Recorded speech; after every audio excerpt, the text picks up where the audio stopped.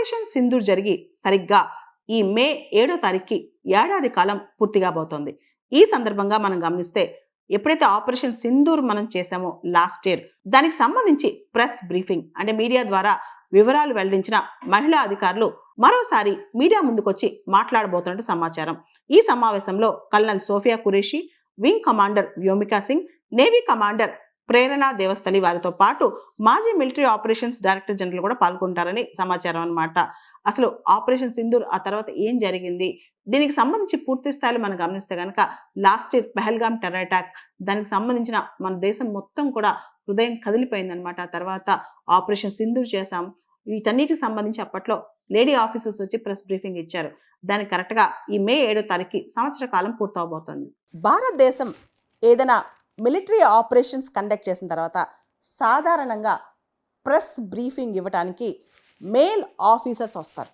ఇప్పటి వరకు ఫీమేల్స్ ఎప్పుడు కూడా ఓపెన్గా మిలిటరీకి సంబంధించి ప్రెస్ బ్రీఫింగ్ ఇవ్వలేదు. మనం చేసిన ప్రిసిషన్ స్ట్రైక్స్ తర్వాత ఇద్దరు ఆర్మ్డ్ ఫోర్సెస్ చెందిన ఫీమేల్ ఆఫీసర్స్ ప్రెస్ బ్రీఫింగ్ ఇచ్చారు. ఒకళ్ళు కల్నల్ సోఫియా ఖురేషీ, మరొకరు వింగ్ కమాండర్ వ్యోమికా సింగ్. ఇద్దరు కలిసి ప్రెస్ బ్రీఫింగ్ ఇచ్చారు.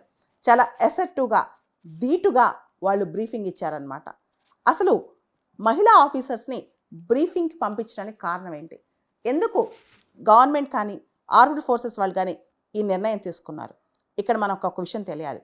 ఆర్మ్డ్ ఫోర్సెస్లో జెండర్ పారిటీ పెరుగుతుంది, జెండర్ ఈక్వాలిటీ పెరుగుతుంది.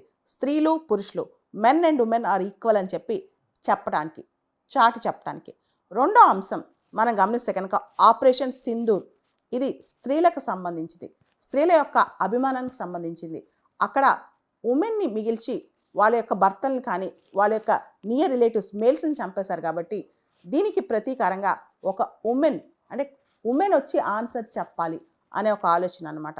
ఇవన్నిటితో పాటు ఇక్కడ మనం గమనిస్తే కనుక ఆ ఉమెన్ కూడా, ఇద్దరు ఉమెన్ ఎవరైతే ఉన్నారో సోఫియా ఖురేషీ మరియు వింగ్ కమాండర్ వ్యోమికా సింగ్, ఇద్దరు కూడా చాలా అసాధారణమైన మహిళలు, వీరత్వం చూపిన మహిళలు అనమాట.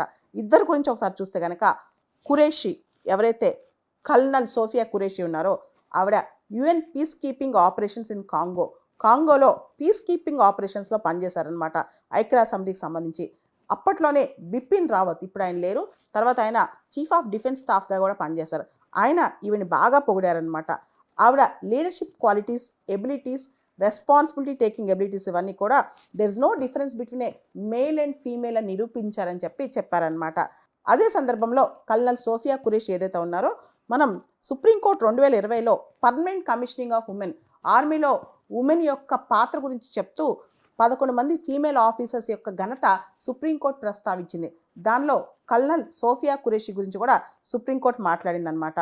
అంతేకాదు 1999లోనే Sofiya Qureshi OTA officers training అకాడమీలో పురుషులతో పాటు చాలా ధీటైన ట్రైనింగ్ తీసుకున్నారనమాట. ఇవన్నీ కూడా ఆవిడ ఘనతలు. చాలా ఎక్సర్సైజెస్లో కూడా ఆవిడ ముందుండి ఇండియన్ ఆర్మీని ముందుకు నడిపించారు. ఆ తర్వాత వింగ్ కమాండర్ వ్యోమికా సింగ్, ఈవిడ హెలికాప్టర్ పైలట్ అనమాట. ఆవిడ ఇండియన్ ఎయిర్ ఫోర్స్లో 2004లో కమిషన్ అయ్యారు. అంటే దాదాపు 21 ఏళ్ళ సర్వీస్ ఉంది ఆవిడకి. ఆవిడ 21st short service commission flying pilot course చేశారనమాట. తర్వాత వింగ్ కమాండర్గా పూర్తి స్థాయిలో 2017లో ఆవిడ పదోన్నతి పొందారు. వింగ్ కమాండర్ వ్యోమికా సింగ్ 6వ తరగతిలోనే కలగన్నారంట, ఖచ్చితంగా ఇండియన్ ఎయిర్ ఫోర్స్లో పైలట్ అవ్వాలి, ఆకాశాన్ని ఏలాలి అని చెప్పి ఆవిడ కలగన్నారంట. అంతేకాదు ఆవిడకున్న క్రెడిట్స్ ఎన్నో. ఆవిడ tri services all women mountaineering expedition to mount Manirang, Himachal ప్రదేశ్లో హైయెస్ట్ మౌంటైన్ పీక్ అనమాట ఇది. దానికి కూడా ఆవిడ ట్రై సర్వీసెస్ ఉమెన్ని లీడ్ చేశారంట.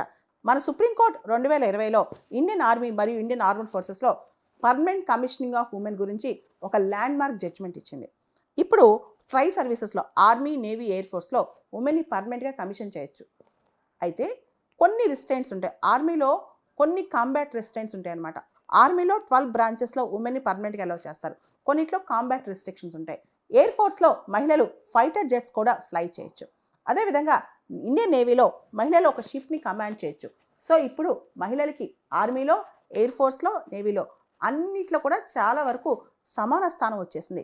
దీన్ని ప్రమోట్ చేసేందుకు, ఈ విషయం చాటి చెప్పేందుకు ఇద్దరు ఉమెన్ ఆఫీసర్స్ని, ఆర్మ్డ్ ఫోర్సెస్లో పనిచేసే ఇద్దరు ఉమెన్ ఆఫీసర్స్ని ప్రెస్ బ్రీఫింగ్కి పంపించారు.